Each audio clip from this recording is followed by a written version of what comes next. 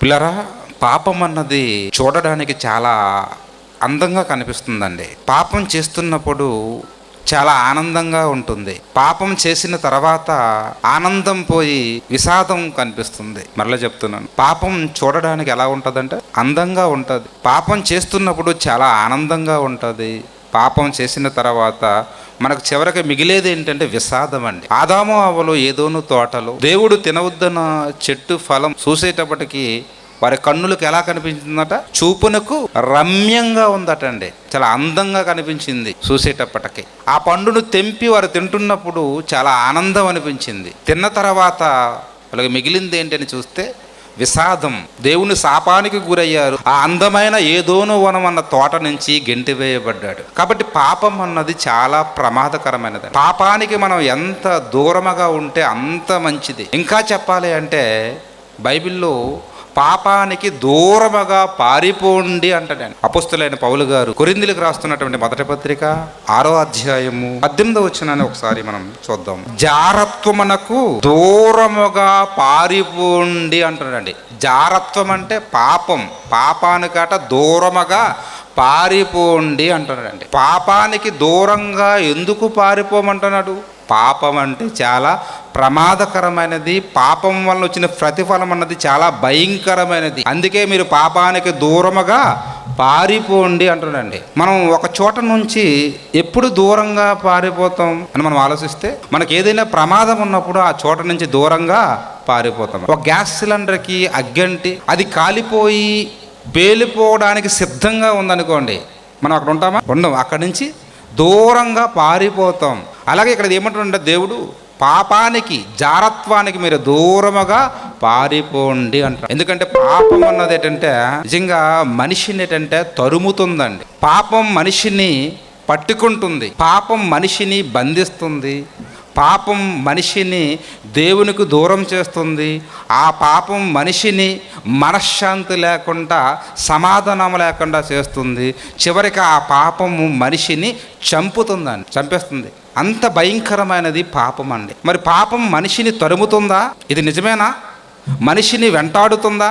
నిన్నాడు మనం విన్నాం పాఠం, దేవుని ప్రేమ మనిషిని వెంటాడుతుంది. దేవుని ప్రేమే కాదండి, మనిషికి పాపము కూడా వెంటాడుతుందండి. అందుకే అంటాడు సులువుగా సిక్కులు పెట్టి పాపము అని చదువుకుంటాం. చాలా ఈజీగా మనలో చిక్కుల్లో పడేస్తుంది, మనల్ని వెంటాడుతుంది పాపం. ఒకసారి మనం చూస్తే సామెతల గ్రంథం అండి 13వ అధ్యాయము 21వ వచనాన్ని ఒకసారి చూద్దాం ప్రియులారా.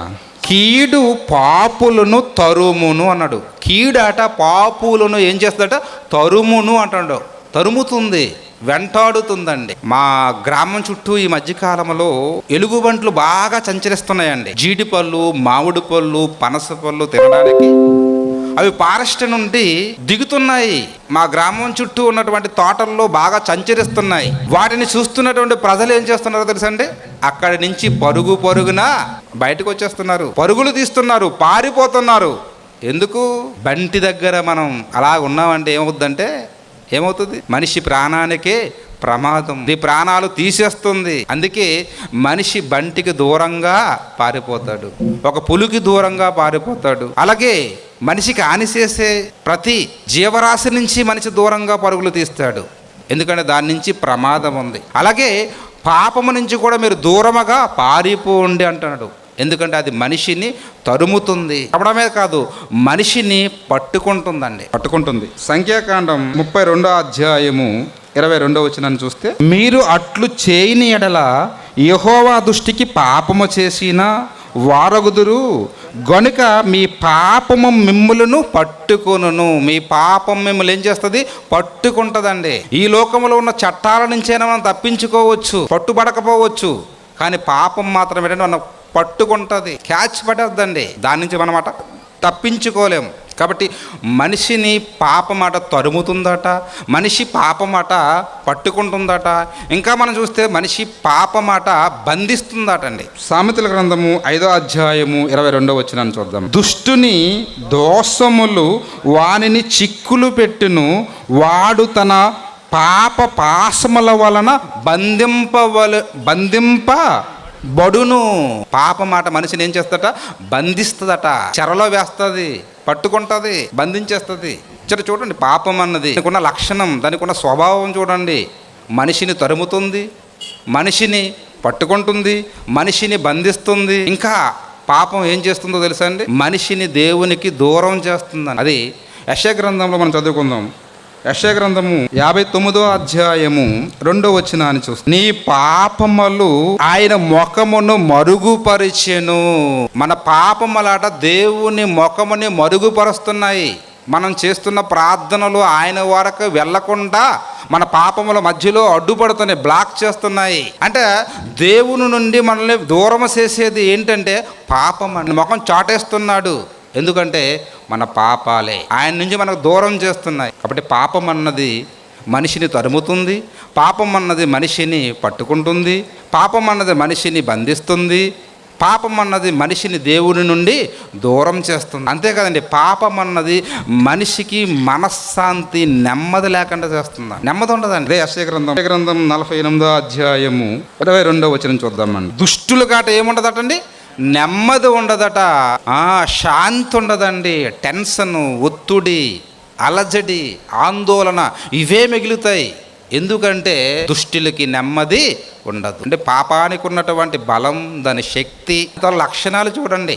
అంతే కదండి, మరణం మనిషిని ఏంటంటే పాపం మనిషిని ఏం చేస్తుంది తెలుసా? రోమపత్రికలో మాట్లాడుతాడు 6:23 అనుకుంటాను. పాపం వలన వచ్చు జీతము మరణం అన్నాడండి. పాపం వలన వచ్చే జీతం చివరికేంటి?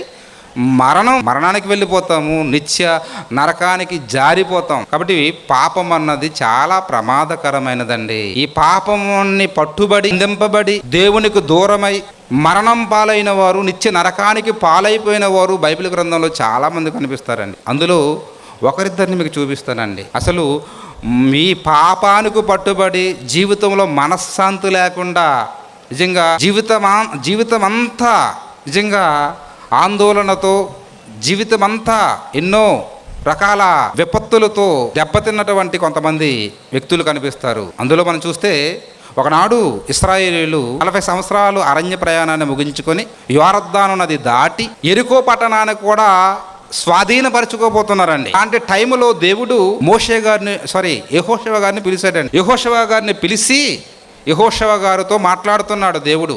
ఏమని మాట్లాడుతున్నాడు తెలుసా అండి? అక్కడ ఉన్నటువంటి మోషే వీళ్ళందరితో మాట్లాడుతున్నటువంటి ఆ సందర్భాన్ని మనం చూస్తున్నప్పుడు ఏంటంటే, ఇదిగో ఇశ్రాయేలుకి ఇలా మీరు ఆజ్ఞ జారీ చేయండి. ఏంటో తెలుసా? ఈ యెరికో పట్టణాన్ని నేను శపించాను, ఇందులో ఉన్నటువంటి బంగారాన్ని కానీ వెండిని కానీ ఏ వస్తువును మీరు ముట్టకూడదు అన్నాడండి. ఎందుకంటే అవి శపింపబడినవి అందులో ఉన్న వస్తువులు అని. అంటే అందులో ఒక వ్యక్తిలోకి అపవాదు ప్రవేశించిందండి. పాపానికి పట్టుబడ్డాడు. ఎవరో తెలుసు అతను? ఆకాను అన్నటువంటి ఆయన అండి. ఆకాను అన్నటువంటి ఒక ఆయన అండి 200 తులముల వెండికి 50 తులముల బంగారు కమ్మెకు ఒక సీనారు వస్త్రానికి లొంగిపోయి వాటిని దొంగలించి గోడారములో భూమి కింద పాతి పెట్టాడండి. తన గోడారంలో పాతి పెట్టాడు. సైలెంట్గా ఉన్నాడండి. సైలెంట్గా ఏమి తెలియని వాడుగా ఉన్నాడు. ఈలోగా ఇశ్రాయేలు అందరూ ఏంటంటే హాయి అన్నటువంటి ఒక పట్టణం మీదకి యుద్ధానికి వెళ్ళారండి.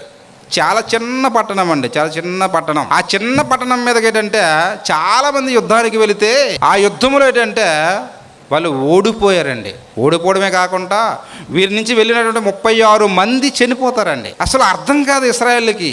ఎందుకంటే చాలా పెద్ద పెద్ద రాజ్యాలను జయించారు, పెద్ద పెద్ద పట్టణాలను జయించారు. దేవుడు వారికి తోడుగా ఉన్నాడు. కానీ చిన్న పట్టణం హాయి అన్నది చాలా చిన్న పట్టణం అండి. ఆ చిన్న పట్టణంకి వెళ్ళే యుద్ధానికి ఆ యుద్ధంలో ఓడిపోయారు. అసలు ఎందుకు మేము ఓడిపోయామా అని అంటే తలపెట్టుకున్నారు. దేవుని సన్నిధికి వచ్చారు, దేవుని ముందు ప్రార్థనలు, విజ్ఞాపనలు చేస్తున్నారు. ఎందుకయ్యా ఇలా జరిగింది, మమ్మల్ని కాపాడవా, రక్షించవా అని ప్రార్థనలు చేస్తుంటే దేవుడు వారితో మాట్లాడాడు. ఈ ఇశ్రాయేల్లో నాకేం చేశారు? విరోధముగా పాపము చేశారు. ఏంటి ఆ పాపం అంటే, ఇదిగో మీలో ఒకరు శపితమైనటువంటి ఆ యెరికో పట్టణంలో ముట్టుకోవద్దన్నటువంటి వస్తువులను ముట్టుకున్నారు అని తెలియపరిచాడు. ఇంతకు ఎవరు అని ఆరాధిస్తే దేవుడు ఒకరిని అప్పగించాడు. అతనే ఎవరు? ఆకాను అన్నటువంటి ఆయన. ఆకానుకు అప్పచెప్పాడండి. ముందే చెప్పుంటాడు దేవుడు, ఒకవేళ ఆ శపితమైనటువంటి వాటిలో ఎవరైనా ముట్టుకుంటే పాపము, ఆ పాపానికి శిక్ష ఏంటో తెలుసా? మరణదండన అని తెలియపరిచాడండి. తెలియపరిచినప్పటికీ పాపానికి ఆకాను బందీ అయిపోయాడు, పట్టుబడ్డాడు, దేవునికి దూరం అయిపోయాడు. చివరికేటంటే మరణం పాలవుతున్నాడండి. మరణం పాలు. ఒకసారి యెహోషువ గ్రంథం చూద్దామండి. 7వ అధ్యాయం మనం చూస్తే అండి, మరణం అన్నది ఎంత ప్రమాదకరమైనదంటే మనిషికి మరణానికి అప్పగిస్తుందండి. యెహోషువ గ్రంథము 7వ అధ్యాయము 24వ వచనం మనం చదువుతున్నప్పుడు 24, 25 వచనం చదువుకుంటే, తరువాత యెహోషువయు ఇశ్రాయేలందరూ జెరహు కుమారుడైన ఆకానును ఆయన వెండిని, ఆయన పై వస్త్రములను, ఆ బంగారు కమ్మిని, ఆకాను కుమారులను కుమార్తెలను, ఎద్దులను, గాడిదలను, మంద డేరాలను, వారికి కలిగిన సమస్తమును పట్టుకొని ఆకారు లోయలోనికి తీసుకుని వచ్చాడటండి అండి. ఆకాను పట్టుకున్నారు. ఆకాను కుమారులను కుమార్తెలను, అతనికి కలిగినటువంటి ఎడ్లను, గాడిదలను, సీనారు పై వస్త్రాన్ని, 200 తులముల వెండిని, ఆయన దొంగలించినటువంటి బంగారు కమ్మెని అంతా పట్టుకొని ఆకారు లోయలో వారిని దించి రాళ్లతో కొట్టి చంపబడ్డారు. చివరికి అగ్ని చేత కాల్చబడ్డారు. ఎందుకో తెలుసండి? ఎందుకు ఇంత పెద్ద ప్రమాదం? ఎందుకు ఈ ప్రాణాలు కోల్పోయాడు ఆకాను తన కుటుంబంతో పాటు? అంటే ఒక్కటే కారణం, పాపం వలన వచ్చిన జీతము ఏమన్నాడు? మరణం అండి. మరణం పాలయ్యాడు. ఎవరు? ఆకాను. నిజంగా ఈ ప్రతి మనిషి నిజంగా ఈ పాపానికి, నిజంగా ఈ పాపం అన్నటువంటి ఈ భ్రమకు లోనై నిజంగా అది ఆనందాన్ని ఇస్తుందని, సంతోషాన్ని ఇస్తుందని దాన్ని వెంటపడి, దానికి బంధింపబడి, దాని భ్రమలో పడి చాలామంది ప్రాణాలు కోల్పోతున్నారండి. ఇంకా పాపం ఎలాంటిదంటే ఒక రియల్గా జరుగుతున్నటువంటి ఒక సంఘటన అండి, భ్రమపరుస్తుంది. మనకు మంచు ప్రాంతాలు ఉంటాయి కదండి, ధ్రువ ప్రాంతాలు ఉంటాయి, మంచు ఉంటుంది కదా అక్కడ. ఆ మంచు ప్రాంతాలలో సంచరించి ఎలుగుబంట్లు ఉంటాయండి. ఎలుగుబంట్లు ఎలా ఉంటాయండి అక్కడ? చాలా తెల్లగా ఉంటాయి. మనం చూస్తుంటాం, మన చుట్టూ ఉన్న ఎలుగుబంట్లు ఎలాంటివి? చాలా నల్లగా ఉంటాయి. ధ్రువ ప్రాంతంలో ఉన్న ఎలుగుబంట్లు తెల్లగా ఉంటాయండి. ఎలుగుబంట్లు పట్టాలనుకున్నటువంటి వేటగాళ్ళు వారు పట్టాలని ప్రయత్నం చేస్తున్నప్పుడు అవి చాలా చాకచక్యంగా తప్పించుకుంటుంటాయి, సాదాసీదాగా దొరకవు. అప్పుడు వేటగాళ్ళు వాటిని పట్టుకోవడానికి ఒక టెక్నిక్ వాడుతున్నారు. ఏంటో తెలుసండి అది? ఇప్పుడు ఈ ఎలుగుబంటికి బాగా ఇష్టమైనటువంటి ఫుడ్ ఏది, ఆహారం ఏదన్నది ఏంటంటే వాళ్ళు ఆలోచించేసరికి ఏంటంటే ఆ ఎలుగుబంట్లకి మంచి ఆహారం ఏదంటే రక్తం. అంటే చాలా పిచ్చండి ఆ ఎలుగుబంట్లకి. వీళ్ళు ఏం చేశారు తెలుసండి? రక్తాన్ని తీసుకొని ఆ రక్తంలో ఏంటంటే మంచి షార్ప్ బ్లేడ్లు దాంట్లో పెట్టి మంచులో వాటిని పోస్తే, రక్తాన్ని పోస్తే, ఈ బ్లేడ్లతో కలిపినటువంటి ఈ రక్తాన్ని పోస్తే అండి, ఎక్కడో ఉన్నటువంటి ఈ ఎలుగుబంట్లండి, ధ్రువ ఎలుగుబంట్లండి పరుగున వచ్చి ఆ రక్తాన్ని నాకడం ప్రారంభిస్తాయి. అలా లాక్కుతున్నప్పుడు ఏంటంటే అందులో ఉన్న పదునైనటువంటి బ్లేడ్స్ ఉంటాయి కదండి, నాలుకకి నోటికి తగిలి తమ రక్తం, కొన్ని బ్లేడ్లు కడుపులోకి వెళ్ళిపోయి మొత్తానికి ఏంటంటే వాటి యొక్క దేహం తెగి దాంట్లో ఉన్న రక్తం కారుతూ ఉంటుందండి. అలా కారుతూ ఉన్నప్పుడు ఏంటంటే నిజంగా ఇదంతా రక్తమే అంటే ఎక్కడో దొరికిన రక్తమే అనుకుని ఏంటంటే నాకడం ప్రారంభిస్తుంటుందండి. అలా నాకుతున్నప్పుడు ఏంటంటే ఇంకా స్పర్శ కూడా ఉండదు కదండి, ఎందుకంటే మంచులో నోరున్నప్పుడు అంటే స్పర్శ ఉండదండి. మొత్తానికి ఏంటంటే రక్తమంతా కారి ఆ రక్తాన్ని ఏంటంటే ఈ మరో పక్క ఏంటంటే నాకుతూ చివరికి శరీరంలో ఉన్న రక్తమంతా కోల్పోయి అక్కడికక్కడ ఎలుగుబంటి అంటే కుప్ప కూలిపోతుందండి. భ్రమపడ్డదండి. నిజంగా తన రక్తమే అన్నటువంటి విషయాన్ని మరిచిపోయింది. తనకు తేరగా దొరికినటువంటి రక్తం అనుకుంది, భ్రమపడ్డది.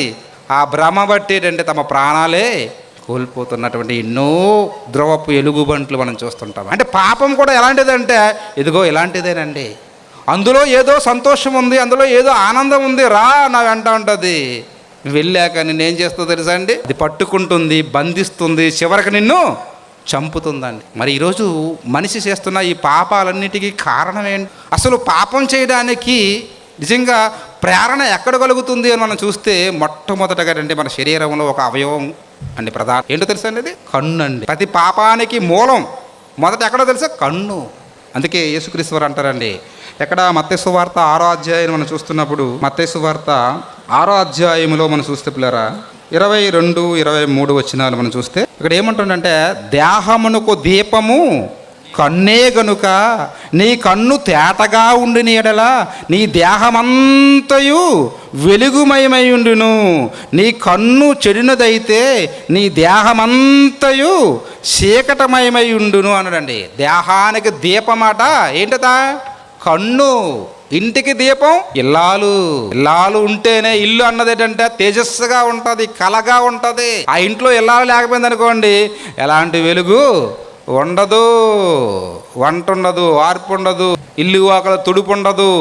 ఆ ఇల్లు చూడగానే మనకు అర్థమైపోద్ది ఈ ఇంట్లో ఇల్లాలు లేదు అని. కొన్ని ఇల్లు చూస్తుంటే అర్థమైపోద్ది. ఇల్లాలు ఉంటే ఇంటికి వెలుగు.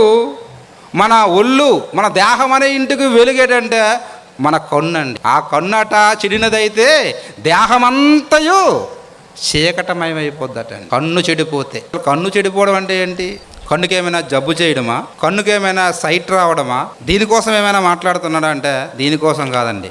కన్ను చెడిపోవడం అంటే మన చూపు చెడిపోవడం. చూపుల్లో చాలా రకాలు ఉంటాయి కదండి.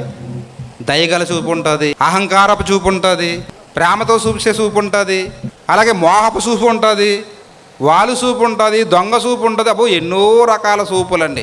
మోసపు చూపు ఉంటుంది. ఈ చూపే ఏం చేస్తుంది తెలుసా? మనల్ని మోసం చేసి పాపములో ముంచేస్తుంది. ఎందుకంటే కన్ను ఎలాంటిదో తెలుసండి. కన్ను కళ్ళతో చూసి సంతృప్తి చెందదండి.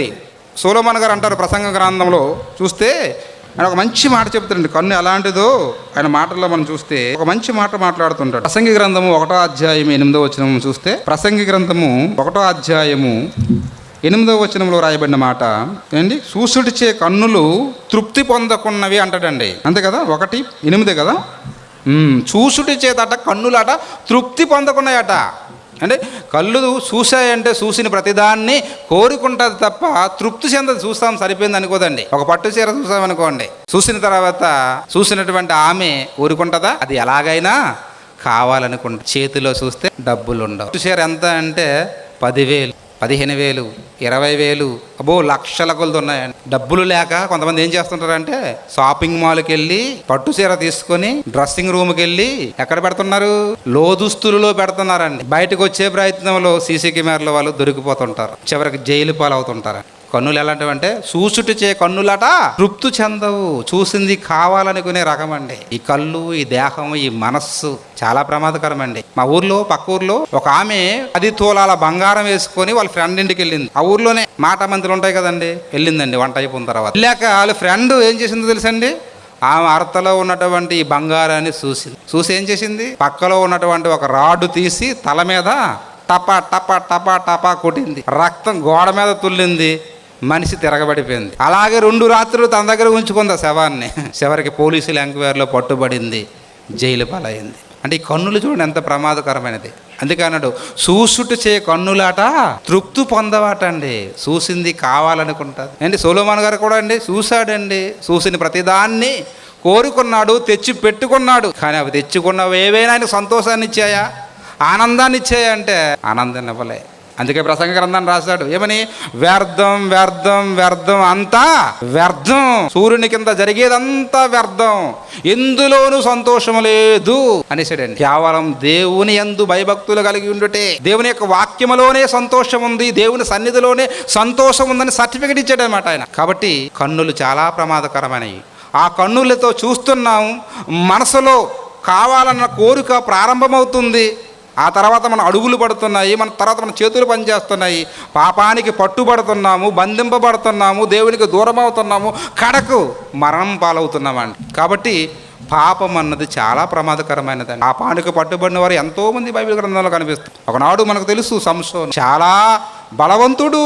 మనోహ దంపతులకు దేవుడిచ్చినటువంటి వరప్రసాదం ఎవరు? సంసోను అండి. ఆయన ఎంత వీరుడంటే ఒక గాడిద దవడ ఎముకతో ఫిలిస్తీన్లు ఎంతమందిని హతమార్చాడు? 1000 మంది నాటండి. ఆయుధము లేకుండా, కర్ర లేకుండా, కత్తి లేకుండా, ఎలాంటి ఆయుధం వాడకుండా కేవలం ఒక గాడిద దవడ ఎముకతో 1000 మందిని హతమార్చాడు. ఒక సింహం ఎదురు పడితే ఒక మేక పిల్లని చీల్చేసినట్లుగా చీల్చేశాడండి. అంతేకాదు 300 నక్కలు పట్టుకున్నాడు, ఫిలిస్తీయుల పంట పొలాల్లోకి విడిచిపెట్టాడు. అలాంటి వీరుడు, అలాంటి పరాక్రమవంతుడు ఒకనాడు ఏం చేశాడు తెలుసా అండి? ఫిలిస్తీయుల రాజ్యములో తిమ్నాతు అన్నటువంటి ఒక ప్రాంతానికి వెళ్ళాడండి. ఒకసారి మనం చూద్దాం న్యాయాధిపతుల గ్రంథం 14వ అధ్యాయం, న్యాయాధిపతుల గ్రంథము 1వ వచనం చూద్దాం. సంసోనట తిమ్నాతుకు వెళ్ళి తిమ్నాతులో ఫిలిష్తీయుల కుమార్తెలలో ఒకతని చూసెను. ఒకతను ఏం చేశాడట? చూశాడట. చూసి అక్కడతో విడిచిపెట్టాడా? విడిచిపెట్టలేదండి. ఇంటికి వచ్చాడు, తల్లిదండ్రులతో గొడవ పడుతున్నాడు. నేను ఆ అమ్మాయినే పెళ్లి చేసుకుంటాను, ఆ అమ్మాయిని తప్ప మరొక అమ్మాయిని చేసుకోను, ససేమీర్ అని కూర్చున్నాడండి. ఇప్పుడు తల్లిదండ్రులు బోధ చేస్తున్నారు, నాయనా మన ఇశ్రాయేలులో మన సాంప్రదాయాన్ని తెలిసిన వారు, మన కట్టడలను తెలిసిన వారు ఇన్ని వేల మంది ఉన్నారు, వారును కాదని సున్నత లేనటువంటి ఆ ఫిలిష్తీయుల అమ్మాయిని నీవు వివాహం చేసుకుంటావా అని చెప్పినా ఒప్పుకున్నాడా?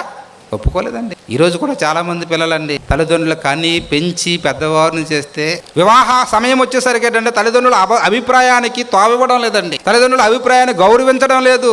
మా ఇష్టం అంటున్నారు, మాకు నచ్చిన వారిని మేము చేసుకుంటాం పట్టుపడుతున్నారు. ఇది నీకు క్షేమం కాదమ్మా, ఇది మంచి సంబంధం కాదు అని అబ్బాయికి చెప్పినా వింటున్నాడా? అమ్మాయికి చెప్పినా వింటున్నాడా? ఎవరు వినడం లేదు.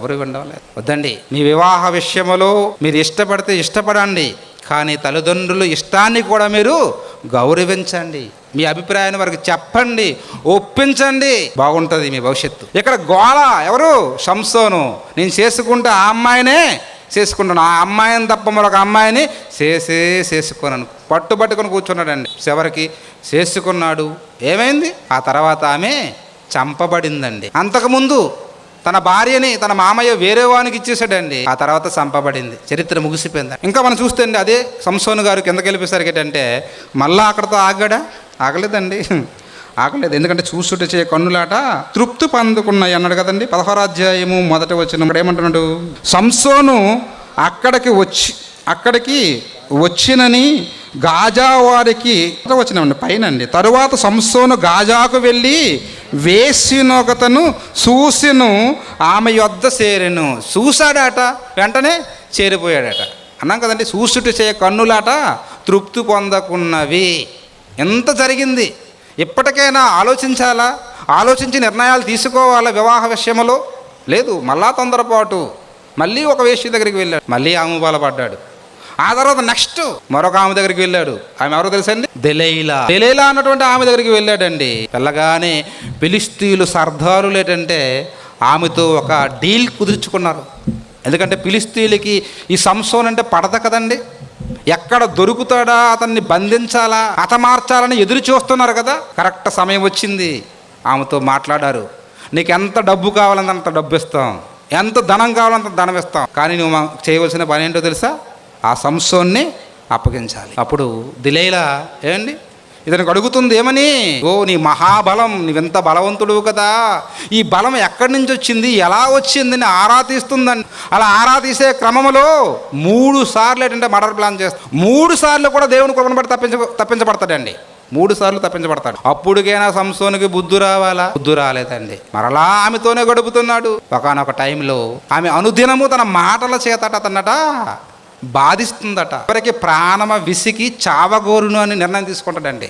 చచ్చిపోతే బెటర్ దీనికి బదులు అనుకుంటాడు. ఎందుకంటే ఒక్కొక్కరి స్త్రీలతో టార్చర్స్ అలా ఉంటాయండి పురుషుల పట్ల. బ్రతకాలన్నటువంటి ఆలోచన కూడా కోల్పోయేలా చేస్తారు, అంతగా టార్చర్ పెడతారు.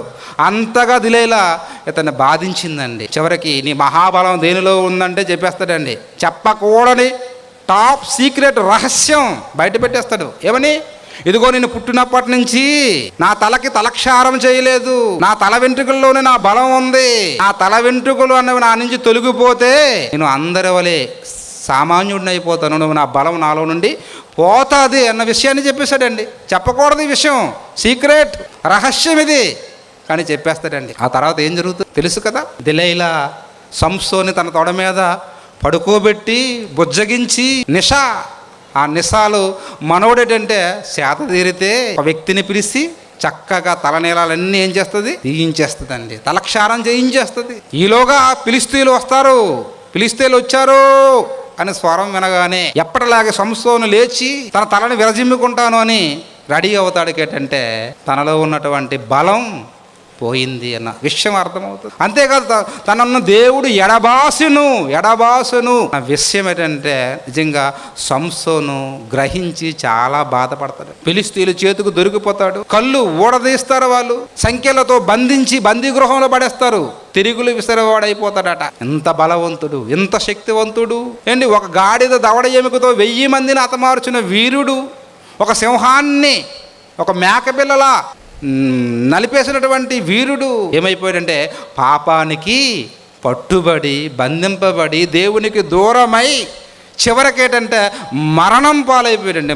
మరణం అయిపోయాడు. అందుకే పాపం అన్నది చాలా ప్రమాదకరమైనది. ఎందుకంటే దేవుడు పాపం మనకు దూరముగా పారిపోండి, నా పిల్లలారా పారిపోండి, ఉండొద్దండి, అది చాలా ప్రమాదకరమైనది. నాడు మనం చూస్తామండి, దావీదు గారు వసంతకాలము రాజులు యుద్ధముకి వెళ్ళే వేళ దానికి వెళ్ళాలి కదండి, వెళ్ళలేదు. పోనీ ఉన్నాడు రాజనగర్లో, పోనీ మంచిగా ఉన్నాడా? ఒక సాయంత్రం వేళ పొద్దుగుంకునే వేళ తన రాజనగర మెద్దు మీద ఉండగా కిందకు చూశాడండి. కింద ఎవరు కనిపించారు?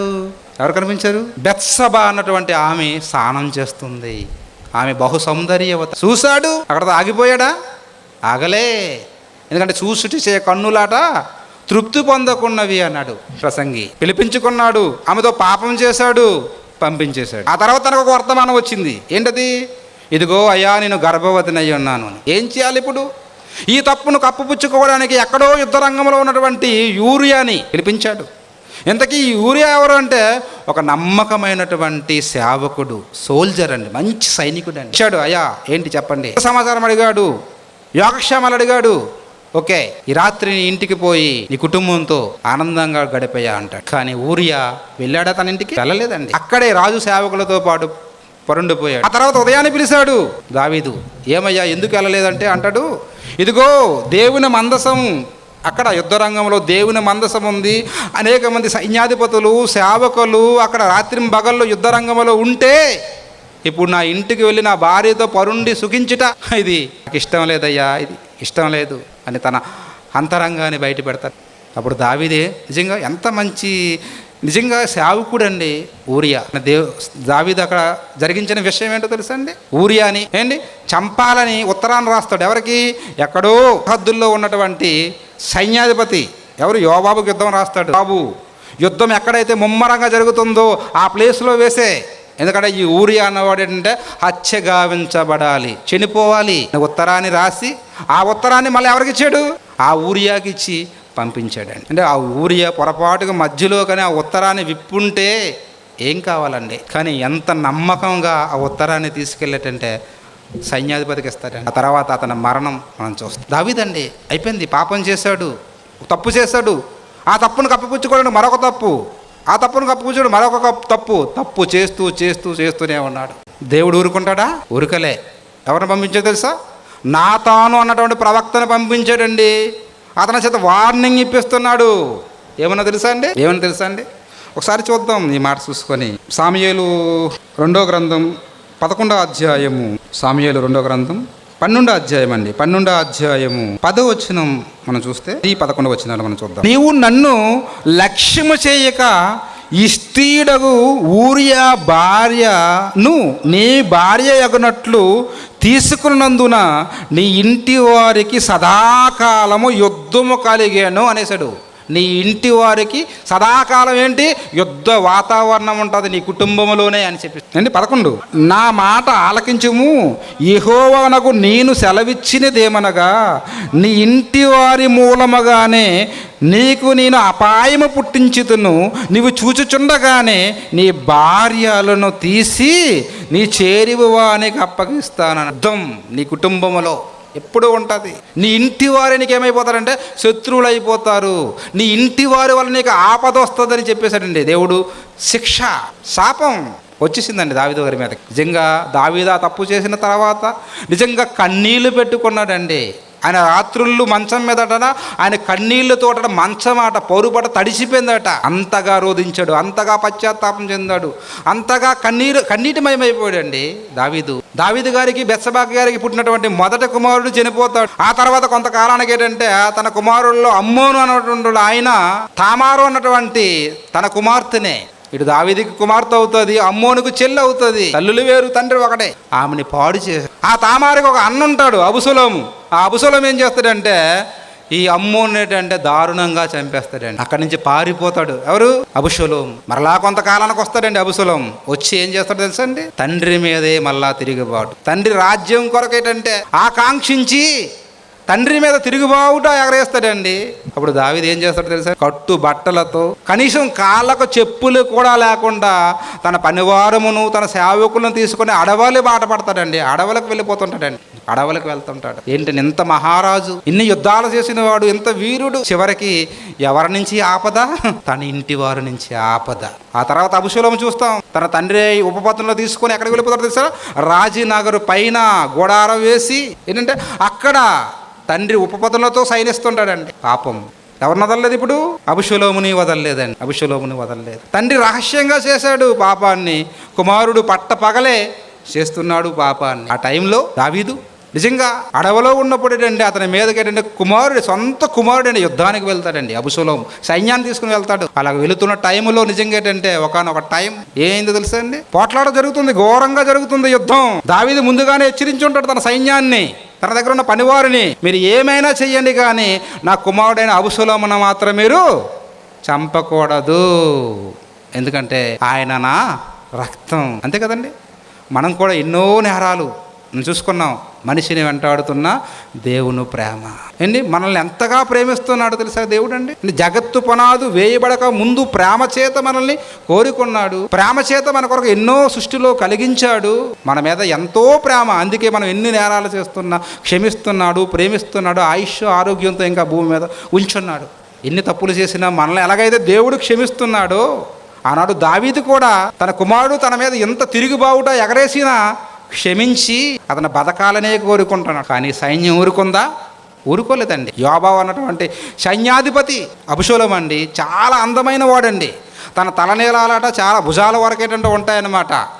గుర్రం మీద వెళ్తున్న టైంలో మస్తకి వృక్షం అన్నటువంటి ఒక వృక్షానికి తన తలనీలాలు ఇరుక్కుని అందులో చిక్కబడి భూమికి ఆకాశానికి మధ్యన వేలాడుతున్నాడు. అలా వేలాడుతున్నటువంటి ఆయన్ని చూసి ఏం చేశాడు తెలుసా యోబు? సూటుగా హృదయంలోకి, గుండెలోకి 3 బాణాలు విసిరాడు. అక్కడికక్కడే ఏమైపోయాడు అబషలోము? పాపం అట పట్టుకుంటుంది, పాపం తరుముతుంది, పాపం బంధిస్తుంది, పాపం చివరికి దేవునికి దూరం చేస్తుంది, కడకి మరణం పాలు. ఈ వార్త చేరిపోయింది ఎవరికి? దావీదు గారికి అంట. కుమారుడు మరణ వార్త విన్న దావీదు నిజంగా గుండులు బాదుకొని ఏడుస్తున్నాడండి. అయ్యో అబషలోమా, అయ్యో అబషలోమా, నీకు బదులు నేను చనిపోయి ఉంటే బాగోయింది నాయన అని ఏడుస్తుంటాడండి. ఏడుపు మిగిలింది ఎవరికి? దావీదికి. కన్నీళ్ళు మిగిలింది ఎవరికి? దావీదు గారికి. ఎందుకు? దేన్ని బట్టి అంటే పాపం. పాపానికి జీతం మరణం. ఎంతమంది మరణాలు మనం చూస్తున్నాం. ఒకనాడు ఆకాను మరణాన్ని చూసాం, ఆ తర్వాత సంసోను మరణాన్ని చూసాం, అబషలోము మరణాన్ని చూసాం, దావీదు యొక్క కన్నీళ్లు మనం చూస్తున్నాం. కాబట్టి పాపం అన్నది చాలా ప్రమాదకరమైనది. అది మనల్ని భ్రమపరుస్తుంది, మత్తులో దించుతుంది. ఆ తర్వాత మనకు మిగిల్చేదంటే విషాదమైన. ఇస్కరియోతు యోధ మనం చూసాం కదండి. అంటే ఎంతకు భ్రమపడ్డాడు ఆయన? 30 వెండి నాణాలకు భ్రమపడి సొంత ప్రభువునే అప్పగించేసాడండి. ఆ తర్వాత ఏమైనా సంతోషపడ్డా? ఆనందపడ్డా?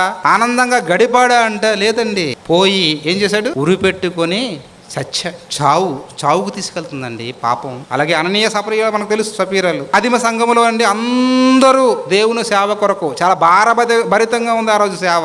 అందరూ సేవ విస్తరించాలని కానుకలు ఇస్తున్నారు. వారి యొక్క భూములమ్మి అననీయ సపీరాలు కూడా నిర్ణయించుకున్నారు. ఏమని? ఇదిగో మనకున్నటువంటి ఈ పొలాన్ని అమ్మి దేవుని సేవకి ఇచ్చేద్దాం అనుకున్నారు. మంచి ఆలోచన అండి, మంచి నిర్ణయం ప్రారంభం. ఆ తర్వాత పొలం అమ్మి ధనం చేతిలోకి వచ్చాక వాళ్ళ ఆలోచన మారిపోయిందండి. అమ్ముని వేళలో కొంత దాచిపెట్టుకున్నారు. పేతురు గారి దగ్గరికి వచ్చాడు ఎవరు? అననీయ డబ్బు తీసుకొని.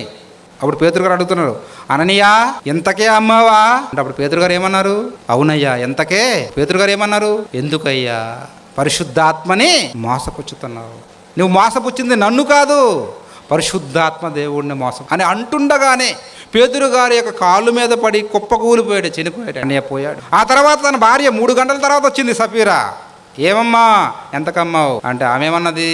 నా భర్తదొక మాట నాదొక మాట కాదు, నాది కూడా అదే మాట, అంతకే అమ్మామండి అని. ఆమె కూడా ఉన్నపాటుగా కుప్పకూలి చచ్చింది. పాపం అండి, పాపం వల్ల వచ్చే జీతము మరణం. ఒకటి మరణం. పాపం అన్నది చాలా ప్రమాదకరమైనది. ఆ పాపం ఉంటే మనం ఏంటంటే మరణిస్తాం. మరణించడమే కాదండి, మనం ఏంటంటే మహిమగల లోకానికే దూరం అవుతాము, నిత్య నరకానికి జారిపోతాం. ఎందుకంటే దేవుడు పాపం అంటే నచ్చదండి. పరలోకంలో ఉన్నటువంటి పరిశుద్ధ దేవదూతలు పాపం చేసినప్పుడే, ఒక్కసారి చివరిగా ఈ మాట చూద్దాం, ఊరుకున్నాడా అండి? ఊరుకోలేదండి. ఏం చేశాడు? పేతురు గారు రాసినటువంటి రెండో పత్రికలో మనం చూస్తే ఊరుకోలేదండి దేవుడు. పేతురు గారు రాసినటువంటి రెండో పత్రిక 2వ అధ్యాయం 4వ వచనంలో మాట్లాడుతున్నాడు. ఏమని? దేవదూతలు పాపము చేసినప్పుడు దేవుడు వారిని విడిచిపెట్టక, దేవుడు అటు వారిని విడిచిపెట్టక పాతాళ లోకమందలి కటిక చీకట గల బిలములో వారిని త్రోసివేశాడటండి. ఆ పరలోకములో ఉన్నటువంటి దేవదూతల పాపము చేసినప్పుడే వాటిని విడిచిపెట్టక పాతాళ లోకములో కటిక చీకట గల బిలములోకి పారేసినటువంటి దేవుడు నిన్ను నన్ను విడిచిపెడతాడండి? అది తన కుమారుడిని ఈ లోకానికి పంపించి ఆయన రక్తం మన అపరాధాల నిమిత్తం కార్పించి ఎంత చేస్తే, ఎన్ని త్యాగాలు చేస్తే అయినా మనం మళ్ళీ అదే పాపంతో ఉంటండి. అంటే బైబిల్లో బుద్ధిపూర్వకంగా పాపం చేసిన వాడిగా పాప క్షమాపణట ఉండదట. తెలియక చేస్తే ఆ పాపానికి క్షమ ఉంది, కానీ తెలిసి నీవు పాపం చేస్తే ఆ పాపానికి క్షమ లేదు. దేవుని యొక్క తీవ్రమైన ఉగ్రత కాట మనమాట ఎదిరి చూడాలి అంటాడు, ఎదిరి చూడాలి. కాబట్టి పిల్లరా, ఆ భయంకరమైన పరిస్థితి మనకు వద్దండి, వెళ్ళిపోకూడదు. ఆ భయంకరమైన పరిస్థితుల్లోకి మనం వెళ్ళిపోకూడదు. ఎందుకంటే ఇప్పుడే వాక్యం ద్వారా మనం ఆలోచన చేద్దాం. పాపం అన్నది చాలా ప్రమాదకరం. ఆ పాపం అన్నది ఏ రూపంలో ఉంటుందో, ఎలా ఉంటుందో నీ అంతరాత్మకు తెలుసు. ఎందుకంటే వాక్యాన్ని వింటున్నావు కాబట్టి పాపానికి అందరూ దూరంగా ఉండండి. దూరంగా ఉండడం కాదు, దాని నుంచి పారిపోవాలి. బంటి కనిపించింది అనగానే మనం ఎలాగైతే పారిపోతున్నారు. మా గ్రామం చుట్టుపక్కల ఉన్న వారందరూ తోటలోకి వెళ్తున్నారు, బంటి కనిపిస్తుంది, చూడగానే పరుగులు తీస్తున్నారు. అలాగే ఒక క్రూర జంతువుని చూసి పరుగులు తీస్తున్నావు, పాపాన్ని చూసిన ప్రతి మనిషి పరుగులు తీయాలండి. అప్పుడే రక్షణ, పరలోక రాజ్యంలో చోటు. లేకపోతే దానికి బలైపోతావు. బలి కాకూడదనే నిజంగా ఈ 2 దినముల సభ యొక్క ప్రధాన ఉద్దేశం. కాబట్టి ఒకసారి ఆలోచించు. ఎందుకంటే మనం ఎలాంటి వారమో బయట ఉన్న వాళ్ళకి ఎవరికి తెలియదండి. మనం ఎక్కడెక్కడ తప్పు చేస్తున్నామో అన్న విషయం మనకు అర్థమవుతుంటుంది. దాన్ని మార్చుకుందాం, సరిదిద్దుకుందాం, సరి చేసుకుందాం. పాపాన్ని విడిచిపెట్టి బ్రతికి పరలోకానికి చేరదాం. ప్రార్థన చేస్తాను.